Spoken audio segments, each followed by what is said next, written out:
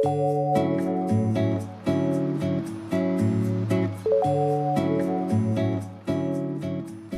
kerja nyata atau biasa disebut KKN adalah bentuk kegiatan pengabdian kepada masyarakat oleh mahasiswa dengan pendekatan lintas keilmuan dan sektoral pada waktu dan daerah tertentu di Indonesia.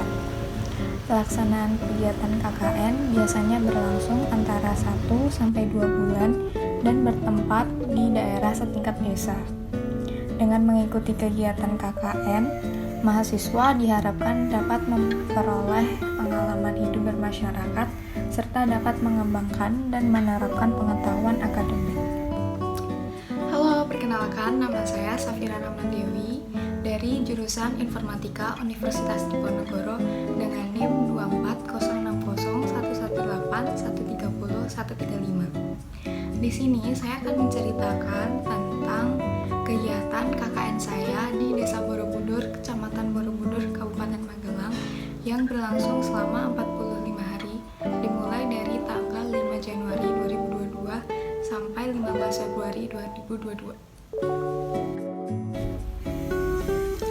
Tema KKN yang diangkat adalah pemberdayaan masyarakat menuju pasca pandemik COVID-19 berbasis SDGs, sehingga dalam pelaksanaannya kami selalu menjaga protokol kesehatan dengan selalu memakai masker dan menggunakan hand sanitizer.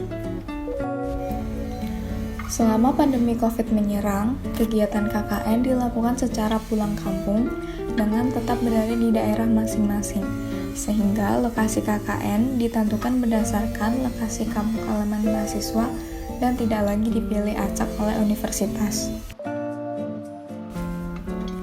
KKN ini dilakukan di Desa Borobudur, Kecamatan Borobudur, Kabupaten Magelang, Jawa Tengah. Terdapat beberapa mahasiswa Universitas Diponegoro yang lain yang melakukan kegiatan KKN di desa ini, sehingga kami bergabung dan menjadi satu kelompok. Kelompok kami beranggotakan 8 orang yang berasal dari jurusan berbeda.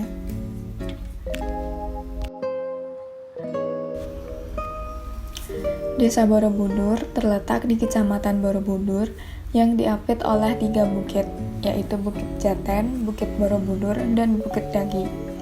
Pada minggu pertama KKN, kami melakukan survei dengan mengunjungi kantor Kepala Desa Borobudur, komunitas di Desa Borobudur seperti Pokdarwis atau Kelompok Sadar Wisata, dan Smart Village.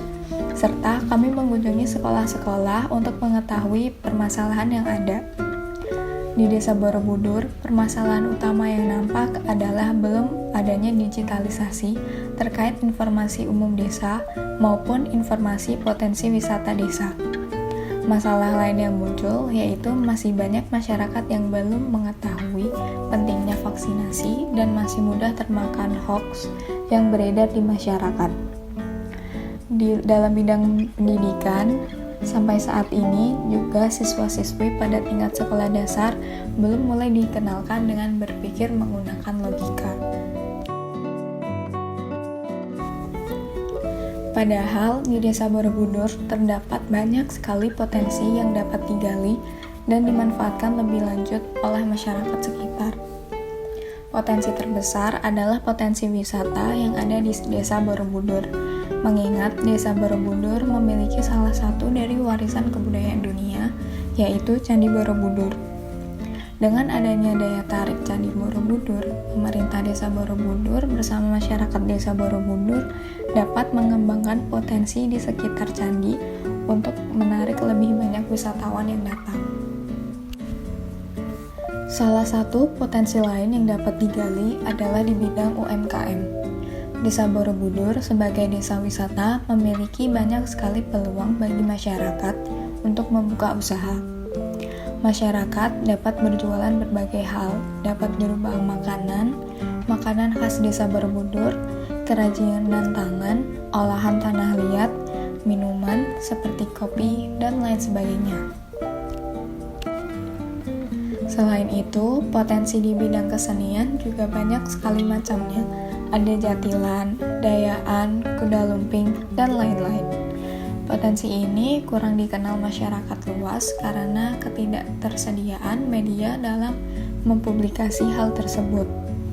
Oleh karena itu, perlu diberikan suatu wadah yang mampu menampung potensi-potensi ini agar dapat memperkenalkan Desa Borobudur sebagai destinasi wisata secara utuh ke masyarakat luas. Tim 1 KKN Undip 2022 bersama dengan Pok Darwis dan Smart Village bekerja sama dalam membangun sebuah website yang dapat diakses oleh seluruh masyarakat, baik dari dalam negeri maupun luar negeri, yang bertujuan untuk mengenalkan dan mempromosikan potensi-potensi yang ada di Desa Borobudur, mulai dari UMKM, wisata, kebudayaan, sampai kesenian, agar lebih banyak lagi orang yang mengetahui Desa Borobudur secara menyeluruh. Dalam pembuatan website ini, saya berperan sebagai front-end developer yang merancang tampilan pada website potensi wisata Desa Borobudur supaya terlihat menarik saat dikunjungi. Pembangunan dan pengembangan website ini masuk ke dalam salah satu program kerja SDGs. Program kerja lainnya dari kategori SDGs adalah mengadakan pembelajaran olah logika bagi siswa SD. Pembelajaran olah logika sangat penting untuk dilakukan pada saat anak masih mengalami pertumbuhan. Terlebih di era serba teknologi saat ini, berpikir secara komputasi dengan menggunakan logika amat sangat dibutuhkan. Pembelajaran ini dilakukan di SD Negeri Borobudur 2 dengan menggunakan metode diskusi.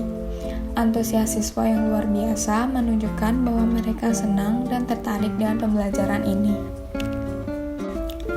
Salah satu manfaat yang didapatkan dengan berpikir secara komputasi menggunakan logika adalah masyarakat menjadi tidak mudah termakan oleh berita hoax. Sayangnya, di Desa Borobudur masih terdapat kelompok masyarakat yang mudah termakan berita tanpa dicari kebenarannya terlebih dahulu. Mayoritas kelompok ini adalah ibu-ibu. Oleh karena itu, penting untuk diberikan edukasi terkait memilah berita agar tidak termakan berita hoax seputar COVID. Edukasi ini diberikan kepada ibu-ibu kelompok senam Sailendra di Janan, Borobudur. Selain diberikan edukasi terkait berita anti hoax, kami juga memberikan edukasi terkait asuransi kesehatan, penggunaan aplikasi Peduli Lindungi, dan emergency call. Kami juga melakukan senam bersama sebelum melakukan edukasi. Edukasi lain yang juga kami berikan adalah edukasi terkait pentingnya vaksinasi.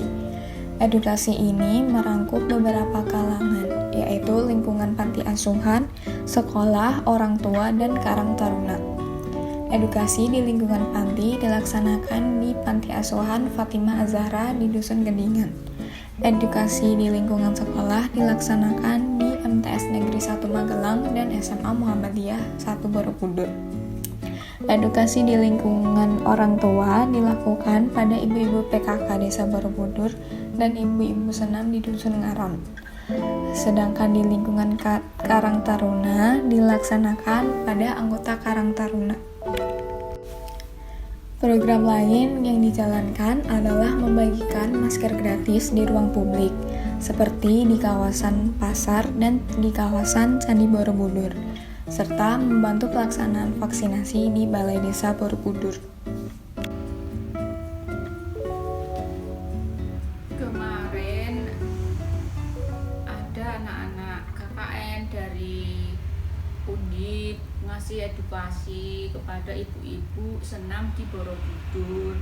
Yang pertama itu edukasi tentang penggunaan aplikasi Peduli Lindungi.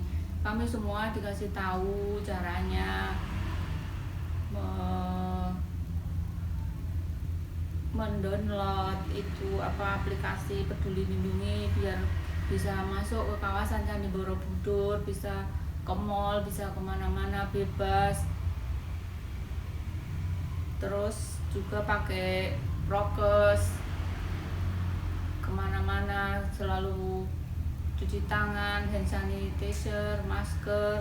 Juga kemarin dikasih tahu bahaya berita hoax yang selalu ada di sekitar kita. Kita harus pandai-pandai menelaah berita mana yang benar, berita mana yang nggak benar, harus kita sharing. Jangan diterima mentah-mentah. Kalau hoax jangan disebarluaskan dan lain-lain. Juga dikasih edukasi narkoba, juga dikasih edukasi pentingnya asuransi kesehatan buat ibu-ibu, buat keluarganya. Misalnya sakit bisa pakai asuransi, nggak bayar, meski pengurusannya harus ke tingkat puskesmas dulu, tapi bisa untuk membantu meringankan beban orang-orang yang sakit.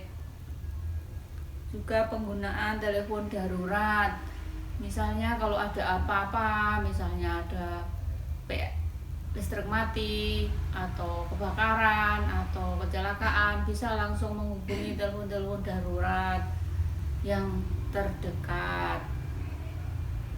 Kiranya cukup itu yang saya sampaikan buat mbak-mbak dan mas-mas KKN dari Undip. Kami mengaturkan terima kasih yang sebanyak-banyaknya sudah dikasih informasi, dikasih tahu tentang semuanya dari mbak-mbak dan mas-mas KKN Undip. Kiranya cukup sekian, terima kasih. Makasih mbak-mbak dan mas-mas KKN Undip.